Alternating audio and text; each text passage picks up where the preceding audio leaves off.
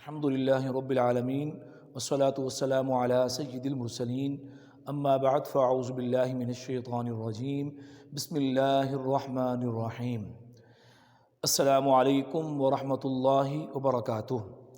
عزیز طلباء، آج ہم باب نمبر 7 عائلی زندگی کی اہمیت یہ ہم پڑھنے جا رہے ہیں۔ یہ پورا چیپٹر آج ہم ریوائز کریں گے۔ اس میں جو اہم شارٹ کوسچنز ہیں اور جو اس کے لانگ کوسچنز ہیں انشاءاللہ یہ ہم ڈسکس کریں گے۔ یہ آپ پہلے پڑھ چکے ہیں، چونکہ اس کی دہرائی ہو رہی ہے تو اہم چیزیں انشاءاللہ ہم اس میں پڑھیں گے۔ عائلی زندگی کی اہمیت۔ عائلی زندگی سے کیا مراد ہے؟ عائلی زندگی سے مراد ہے خاندانی زندگی، فیملی لائف۔ ہماری جو فیملی لائف ہے، فیملی لائف میں کیا ہماری خاندان کی زندگی میں کون ہوتے ہیں؟ ماں باپ، بہن بھائی، دادا دادی، نانا نانی، یہ ہمارے جو قریبی عزیز ہیں، یہ ہماری فیملی، ہمارا خاندان ہے۔ تو جو خاندان ہے، اس خاندان کی اہمیت کیا ہے ازروع شرع، اور دین اسلام میں اس کی کس قدر اہمیت ہے، اور معاشرتی طور پر خاندان کے کتنے فوائد و ثمرات ہیں، یہ اس کا اہم ٹاپک ہے۔ اور قرآن نے اور اسلام نے اور حضور نبی کریم صلی اللہ علیہ وسلم کی سیرت طیبہ سے خاندان کے حوالے سے کیا ہمیں رہنمائی ملتی ہے۔ تو اس میں سوال بنتا ہے عائلی زندگی سے کیا مراد ہے؟ عائلی زندگی سے مراد ہے خاندانی زندگی۔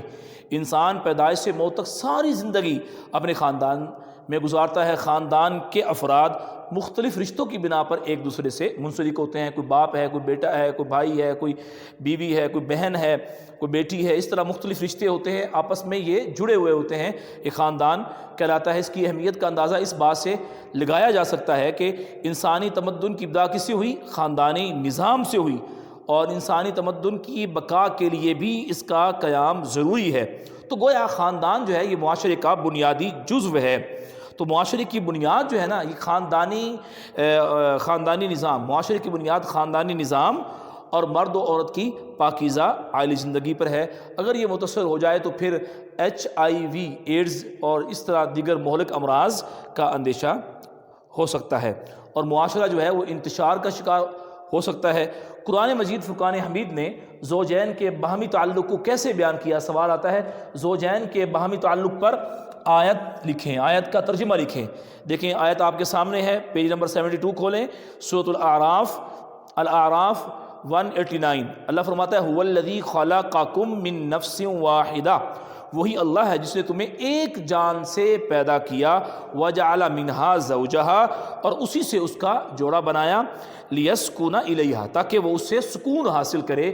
یہ زوجین کے باہمی تعلق پر کے بارے میں آیت ہے۔ اس کے بعد دیکھیں ایک کویسچن بنتا ہے احسان سے کیا مراد ہے؟ یہ قرآن نے رشتہ ازدواج کو کیا نام دیا؟ قرآن میں رشتہ ازدواج کے بارے میں کیا کہا گیا؟ مختلف انداز سے یہ کویسچن ہو سکتا ہے۔ اس کا جواب آپ کی اس بک میں موجود ہے کہ قرآن نے رشتہ ازدواج کو احسان کا نام دیا، صاد کے ساتھ۔ ایک احسان سین کے ساتھ ہوتا ہے، اس کا مطلب ہوتا ہے بھلائی کرنا، نیکی کرنا، یہ صاد کے ساتھ ہے، جس کا مطلب کیا ہے؟ قلع بند ہو کر محفوظ ہو جانا۔ تو رشتہ ازدواج میں منسلک ہونے کے بعد زوجین کیا ہو جاتے ہیں؟ قلع بند ہو جاتے ہیں، یعنی معاشرتی برائیوں سے وہ بچ جاتے ہیں، محسن ہو جاتے ہیں، قلع بند ہو جاتے ہیں۔ زوجین سے مراد کیا ہے؟ میاں بیوی، شوہر بیوی۔ تو اسی طرح ایک سوال بنتا ہے عائلی زندگی کا کیا مقصد ہے؟ عائلی زندگی کا مقصد بیان کریں تو دیکھیے یہ آپ کی درسی کتاب کے اندر اس کا جواب موجود ہے۔ نسل انسانی کی بقا اور اس کی افزائش، انسانی نسل کا رہنا اور اس کا آگے بڑھنا، یہ اس کا اصل مقصد ہے عائلی زندگی کا، اور اس کا واحد راستہ ہے، ایک ہی راستہ ہے، وہ ہے عقد نکاح، سنت نکاح۔ نکاح کے ذریعے سے ایک مرد عورت کے لیے، ایک عورت مرد کے لیے حلال ہوتے ہیں۔ اگر نکاح نہ ہو تو یہ تعلقات ناجائز و حرام ہیں، اور اسے بدکاری زنا کہا گیا۔ اور اگر یہ رشتہ قائم ہو جائے نکاح کے ذریعے سے، سنت نکاح کے ذریعے سے، تو یہی تعلقات یہ جائز ہو جاتے ہیں، اور یہ اللہ تعالیٰ کے حکم کی بجاوری ہے، سنت رسول صلی اللہ علیہ وسلم ہے، اور اس پر اجر و ثواب ہے۔ تو بیان کیا گیا کہ عائلی زندگی کا مقصد کیا ہے؟ وہ ہے نسل انسانی کی بقا اور اس کی افزائش، اور اس کا ایک ہی راستہ ہے، وہ ہے عقد نکاح، یعنی نکاح کرنا۔ اسی طرح یہ آگے ایک آیت دی گئی ہے سورۃ الروم کی آیت نمبر 21، زوج ہیں شوہر اور بیوی کے تعلق کو قرآن نے کیسا تعلق قرار دیا؟ یہ محبت اور رحمت کا تعلق قرار دیا، جیسا کہ ہے وَمِنْ آيَاتِهِ أَنْ خَلَقَ لَكُم مِّنْ أَنفُسِكُمْ أَزْوَاجًا لِتَسْكُنُوا إِلَيْهَا وَجَعَلَ بَيْنَكُم مَّوَدَّةً وَرَحْمَةً، اور اللہ کی نشانیوں میں سے ہے اس نے تمہاری ہی جانوں سے تمہارے جوڑے پیدا کیے تاکہ تم ان سے سکون حاصل کرو، اور اس نے تمہارے درمیان مودۃ و رحمہ، مودت محبت اور رحمت پیدا کر دی زوجین کے درمیان۔ اس کے بعد دیکھیں نیکسٹ ٹاپک ہے زوجین کے حقوق و فرائض۔ شوہر کے فرائض کیا ہیں؟ جو شوہر کے فرائض ہوں گے وہ ظاہری بات ہے وہ بیوی کے حقوق ہوں گے، اور جو بیوی کے فرائض ہوں گے وہ شوہر کے حقوق ہوں گے۔ تو مرد کی ذمہ داری کیا ہے؟ کفالت کی ذمہ داری، یعنی نان نفقہ، یہ کھانا پلانا، رہنے کے لیے مکان دینا اور پہننے کے لیے کپڑا دینا، اس کی ذمہ داری کس کی ہے؟ یہ مرد کی ذمہ داری ہے، مرد کی ذمہ داری ہے۔ تو اس کے آگے دیکھیں پھر مرد کی ذمہ داری بیان کی گئی جو کہ مرد کے فرائض ہیں اور شوہر عورت کے حقوق ہیں۔ بتایا گیا کہ اپنی مالی حالت کے مطابق بیوی بچوں کے لیے اخراجات، لباس اور مکان کا بندوبست کرے۔ اس کو بچوں آپ نے ترتیب سے پوائنٹس میں لکھنا ہے۔ نمبر 2، بیوی کو اپنی مہر میں دی گئی رقم یا دیگر اپنی ملکیت رکھنے اور کاروبار کرنے کا جائز حدود میں اختیار دے۔ نمبر 3، بیوی کے ساتھ اچھا سلوک کرے۔ نمبر 4، اس پر ظلم و زیادتی نہ کرے۔ اور نمبر 5، اس معاملے میں اللہ تعالیٰ سے ڈرے اور عدل و انصاف کا رویہ اختیار کرے۔ اور 6، وراثت کے حقوق شریعت کے مطابق ادا کرے۔ یہ تو ہو گئے شوہر کے فرائض۔ اس کے بعد آگے دیکھیں بیوی کے فرائض ہم پڑھیں گے۔ اس سے پہلے درمیان میں ایک آیت دیکھیں، فَالصَّالِحَاتُ قَانِتَاتٌ حَافِظَاتٌ لِلْغَیْبِ، یہ ہے نیک عورتوں کے بارے میں ارشاد۔ قرآن نے نیک عورتوں کے بارے میں کیا کہا؟ فَالصَّالِحَاتُ قَانِتَاتٌ حَافِظَاتٌ لِلْغَیْبِ، نیک عورتیں فرمانبردار اور شوہر کی عدم موجودگی میں اس کے گھر کی محافظ ہوتی ہیں۔ یہ بورڈ میں بھی یہ کوشچن آتا ہوتا ہے، اس کو آپ نے اچھی طرح دیکھ لینا ہے۔ اس کے بعد آگے ہے بیوی کے فرائض۔ بیوی کے فرائض جو ہوں گے وہ شوہر کے حقوق ہوں گے۔ بتایا گیا بیوی کا فرض ہے کہ وہ شوہر کی عدم موجودگی میں اس کی تمام اشیاء کی ایک امانت کی طرح حفاظت کرے۔ نمبر 2، اس کے راز افشا نہ کرے۔ نمبر 3، گھر کی باتیں دوسروں کو نہ بتائے۔ نمبر 4، اس کے اموال اور اشیاء کے ساتھ ساتھ اس کی آبرو اور اس کے نسب اور نسل کی بھی حفاظت کرے۔ یہ بیوی کی ذمہ داریاں ہیں، اس کے فرائض ہیں اور شوہر کے حقوق ہیں۔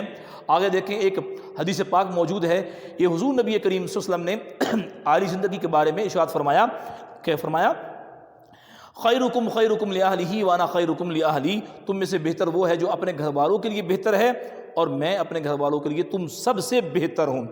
اس سے پہلے اوپر دیکھیں ایک جملہ موجود ہے، حضور صلی اللہ علیہ وسلم کی زندگی بھی ہمارے لیے مینار نور ہے۔ یہ MCQ ہے، آپ کی زندگی ہمارے لیے کیا ہے؟ مینار نور۔ اس کے بعد آگے دیکھیں اچھی عورت کے بارے میں فرمایا گیا کہ اچھی عورت وہ ہے جب شوہر اسے دیکھے تو اسے مسرت ہو اور وہ اسے حکم دے تو اطاعت کرے اور اس کی عدم موجودگی میں اس کے مال کی اور اپنی حفاظت کرے۔ اس کے بعد نیکسٹ ٹاپک ہے اولاد کے حقوق و فرائض۔ اولاد کے حقوق جو ہوں گے وہ والدین کے فرائض ہوں گے۔ قرآن مجید میں اللہ رب العزت ارشاد فرماتا ہے سورۃ تحریم آیت نمبر 6، یا ایھا الذین آمنوا قوا انفسکم واہلیکم نارا، اے ایمان والو اپنے آپ کو اور اپنے اہل خانہ کو دوزخ سے بچاؤ۔ تو والدین کے فرائض کے بارے میں ایک آیت لکھیں یا اولاد کے حقوق کے بارے میں ایک آیت لکھیں تو اس آیت کا ترجمہ آپ نے لکھنا ہے۔ یہ اولاد کے حقوق پر ہے، والدین کے فرائض پر ہے۔ اس کے بعد دیکھیں والدین کی ذمہ داری ہے کہ وہ اپنی اولاد کی اچھی پرورش کرے، اچھی تعلیم دلائے، اچھی تربیت کا اہتمام کرے، پھر اچھی جگہ ان کی شادی کرے اور ان کے درمیان عدل و انصاف قائم رکھیں۔ ان کو آپ بچوں آپ نے ترتیب کے ساتھ پوائنٹس میں آپ نے لکھنا ہے۔ اس کے بعد دیکھیں اولاد کے فرائض۔ اولاد کے فرائض جو ہوں گے وہ والدین کے حقوق ہوں گے۔ اولاد کے فرائض کیا ہیں کہ وہ اللہ تعالیٰ کی نافرمانی کے سوا والدین کا ہر حکم مانیں، ان کے ساتھ محبت اور نرمی کا رویہ رکھیں اور اپنی رائے کو ان کی رائے پر ترجیح نہ دیں بلکہ ان کی رائے کو مقدم رکھیں، ان کی رائے کو اپنی رائے پر مقدم رکھیں۔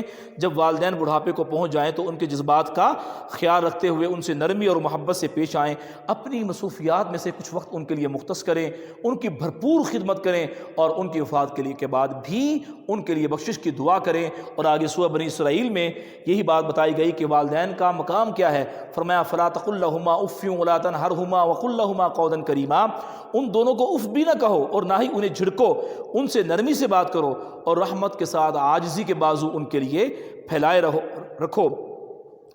اور آج رحمت کے ساتھ عاجزی کے بازو ان کے لیے جھکائے رکھو اور دعا کرو قل رب ارحمہما کما ربیانی صغیرا، یوں عرض کرو کہ اے رب ان دونوں پر رحم فرما جیسے انہوں نے مجھے بچپن میں پالا تھا۔ تو عزیز طلبہ یہ تھا ہمارا آج کا سبق۔ شارٹ کوسچنز اہم چیزیں میں نے بتا دی آگے، لانگ کوسچنز جو آپ کے نوٹس ہیں اس میں سے آپ دیکھ لیں گے اور نشانات آپ کو کتاب پر لگوائے گئے تھے۔ تو یہ آج کے اس چیپٹر کے حوالے سے آج کے اس ٹاپک کے حوالے سے کوئی بات آپ کو سمجھ میں نہ آئی ہو، کوئی بات پوچھنا چاہیں تو آپ واٹس ایپ کے ذریعے سے پوچھ سکتے ہیں۔ اللہ رب العزت ہم سب کی حفاظت فرمائے، آمین بجاہ النبی الامین صلی اللہ علیہ وسلم۔